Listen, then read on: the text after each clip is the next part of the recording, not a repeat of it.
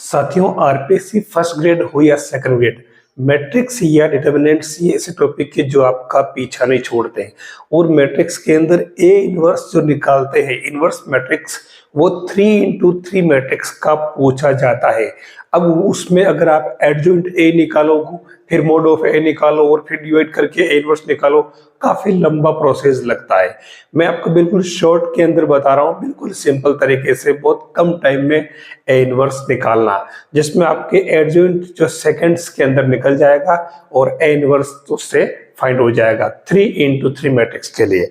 देखिए, matrix A दे रखी है आपके पास में 1 3 3 1 4 3 1 3 4।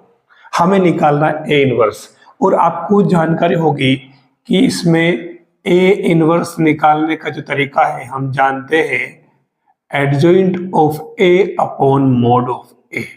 तो हम मोड ऑफ ए तो उसी पैटर्न पे निकालते हैं जैसे निकालते आए।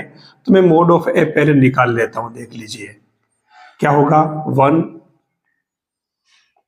-3, इससे मिस्टेक नहीं होती, ध्यान रखना, ठीक है। तो ये 1 यानी कि 16 - 9 यानी कि कितने 7, और ये 3 करेंगे तो 16 4 - 3 यानी कि 1, और 3 लेंगे तो 3 - 4 यानी कि -1। तो देख लीजिए ये आ रहा 7 - 3 it means 1 not equal to 0, A inverse exist है। पहले ये पता लगाना पड़ेगा, ध्यान रखना, ए इनवर्स एग्जिस्ट है भी कि नहीं। नॉट इक्वल टू 0 आ रहा है, इसका मतलब एग्जिस्ट है। अब हमें निकालना ए इनवर्स, तो इसके लिए सबसे पहले चाहिए आपको एडजॉइंट ऑफ ए।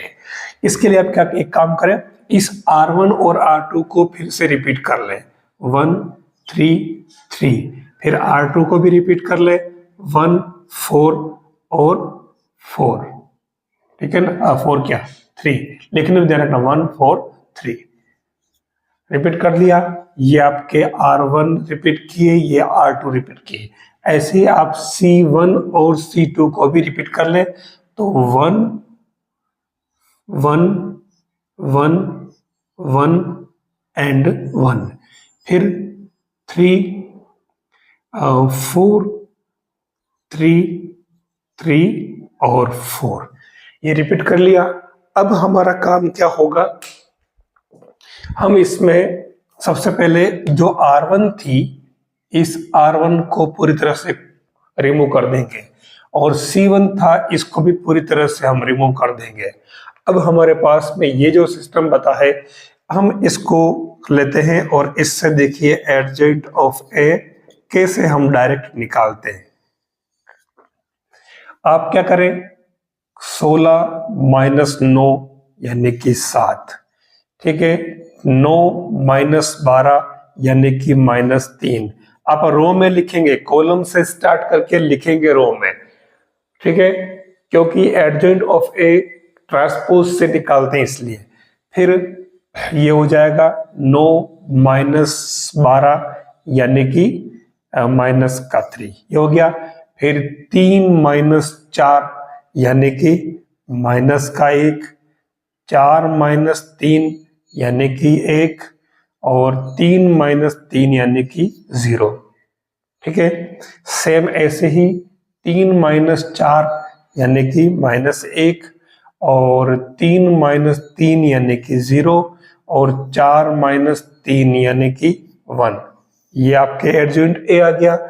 तो आप सीधा सीधा ए इनवर्स निकालेंगे, तो A inverse is equal to adjoint of A upon mod of A. तो मोड ऑफ ए का इसमें भाग लगा दीजिए, तो आपके मोड ऑफ ए कितना आया था 1। तो आपके जो ए इनवर्स आएगा डायरेक्टली, ये एक तरह से ये हो जाएगा ए इनवर्स ही आपके एडजॉइंट, क्योंकि मोड ऑफ ए 1 है, तो डायरेक्ट लिख दो ना आप आंसर। 7 - 1 -1 -3 1 0 -3 0 1, ये आपके इनवर्स आ गया। कितना इजी काम है 3x3 मैट्रिक्स का एडजॉइंट निकालना और उससे ए इनवर्स निकालना। ये क्वेश्चन आरपीएससी फर्स्ट ग्रेड के अंदर पूछा है, आप अच्छी तरह से इसको समझ लें ताकि आपका एक क्वेश्चन बिल्कुल सही हो जाएगा। अच्छा, वैसे आपको 2x2 मैट्रिक्स की बात करें तो मेरे हिसाब से कोई दिक्कत नहीं आएगी। मैं 2x2 की बात करूं तो 1 2 3 और 4। मान लो ये लिखा है तो इसमें तो आपके सीधा सीधा आप डायरेक्ट निकाल लें, ये तो तरीका वही रहेगा। 4 माइनस 6 यानी कि -2। अब आपको बी इनवर्स निकालना, तो adjoint A upon mod of A, तो ये मोड ऑफ ए तो बाहर डाल दो। और एडजॉइंट ए कैसे निकालते हैं? डायरेक्ट आप 4 और इन दोनों की प्लेस को तो आप इंटरचेंज कर दें, 4 यहाँ ले आए, 1 यहाँ लिख दें, और 2 और 3 जहां है वही रहने दें, लेकिन इनके साइन चेंज कर दें।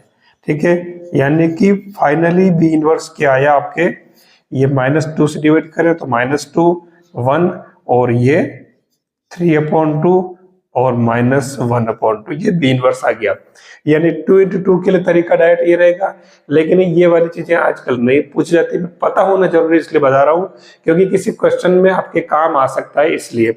लेकिन ए इनवर्स आपके 3 into 3 वाला तरीका ये रहेगा, आपके बिल्कुल ये रोंग नहीं होना चाहिए।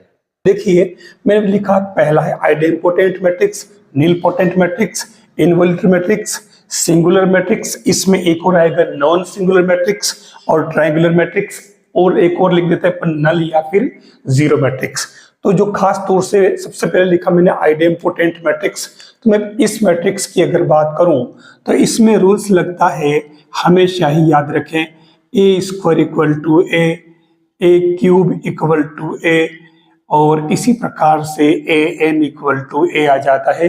तो ये आइडेम्पोटेंट मैट्रिक्स होगी। आप इसमें एग्जांपल भी ले सकते हैं, जैसे मान लो अगर ए इक्वल टू ले लें तो 2 - 2 और 1 - 1, अगर इस मैट्रिक्स के लिए आप लिखेंगे तो ये A square equal to A zero क्या ए आ जाएगा। ये आपके हो गया है आइडेम्पोटेंट मैट्रिक्स।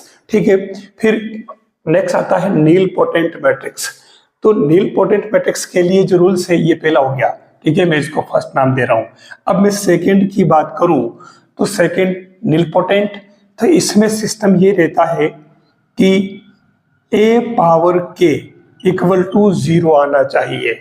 ये ध्यान रखना, जहां पर आपके k less and equal than n, ये आपको ध्यान रखना होगा। अब इसमें जैसे कोई आप एग्जांपल ले ले, कोई भी ले ले, जैसे मान लो अगर मैं लिख दूं a इक्वल टू तो 4 - 2 और 8 माइनस का 4, ऐसे एग्जांपल। वैसे वहां आपके क्वेश्चन में आएगा, तो अगर यहां पर आप a स्क्वायर करोगे तो 0 आ जाएगा। ये आपके नीलपोटेंट मैट्रिक्स का सिस्टम। अब बात करूं मैं, ये हो गया आपका दूसरा। अब मैं तीसरा नंबर लेता हूं। तो थर्ड नंबर में ध्यान रखना, बहुत इजी काम है, मैं एग्जांपल नहीं ले रहा हूं। इसमें ए स्क्वायर इक्वल टू ए आना चाहिए, या फिर ए क्या आई, ठीक है ना, यूनिट मैट्रिक्स। और इधर आप कह सकते हो ए इनवर्स इक्वल टू ए। देख लीजिए, इससे आप ये ला सकते हो। तो ये सिस्टम जहां पर भी अप्लाई होता हो वहां पर आपके वो क्या बन जाएगी, इनवॉल्यूटरी मैट्रिक्स। ठीक है, फिर फोर्थ की बात करूं तो अगर कोई मैट्रिक्स ऐसी हो कि उसका मोड ऑफ ए जो आए वो अगर 0 आ जाए, ठीक है, तो वो हो जाएगी आपकी सिंगुलर मैट्रिक्स। और अगर वो ए नॉट इक्वल टू 0 है तो वो नॉन सिंगुलर मैट्रिक्स हो जाएगी। ये आपको इसमें ध्यान रखना होगा। ट्रायंगुलर मैट्रिक्स की बात करें तो इसमें क्या बनेगा, ट्रायंगुलर मैट्रिक्स में एक साइड के जो, जैसे कोई मैट्रिक्स है, ये मैंने बना दी, तो आप क्या करें, 0 1 2 0 0 3 0 0 और यहां पर भी आप लिख दे 0, तो ये जो आपके मैट्रिक्स कहलाएगी ट्रायंगुलर मैट्रिक्स बन जाएगी। ये आपकी खास तौर से ट्रायंगुलर मैट्रिक्स में इसको 5 नंबर दे देता हूं। और बाकी छोटी मोटी मैट्रिक्स और आती है जिसको अपन कहते हैं नल मैट्रिक्स या फिर जीरो मैट्रिक्स, तो उसके सारे एलिमेंट 0 होंगे। ये आपको इसकी जानकारी होगी। ये आपके एक खास पार्ट है मैट्रिक्स का जो आपको ध्यान में रखना होगा। अब यहां मैंने कुछ खास प्रॉपर्टीज जो मैट्रिक्स की लिखी है, देखिए फटाफट देख लीजिए। यहाँ ए और बी 2 मैट्रिक्स है और वो हर्मिशियन अगर है, ठीक है, तो उस केस में ध्यान रखना a प्लस बी हर्मिशियन होगा, A B and B A Hermitian होगा। ठीक है, अब इसमें एक बात ध्यान रखनी पड़ेगी, इसमें if and only if A B equal to B A हो तभी लागू होगा ये। फिर A B plus B A Hermitian होगी, A B minus B A Hermitian होगी। अब इन सब में ध्यान रखना एक टर्म नहीं है, कौन सी है जो आपको पता लगाना है, ठीक है ना। यही से क्वेश्चन बनेगा आपके आरपीसी में। फिर अगर ए हर्मिशन है तो आयोटा ए स्क्यू हर्मिशन होगा, और अगर ए स्क्यू हर्मिशन है तो आयोटा ए हर्मिशन होगी, और अगर ए हर्मिशन है तो B star A B Hermitian, और ए अगर स्क्यू हर्मिशन है तो B star A B skew Hermitian होगी। ये प्रॉपर्टीज आपको ठीक से पढ़ के और याद रख के जाना है, इससे आपके एग्जाम में क्वेश्चन सही होगा, क्योंकि क्वेश्चन लगभग इन्हीं चीजों के इर्द गिर्द घूमता है।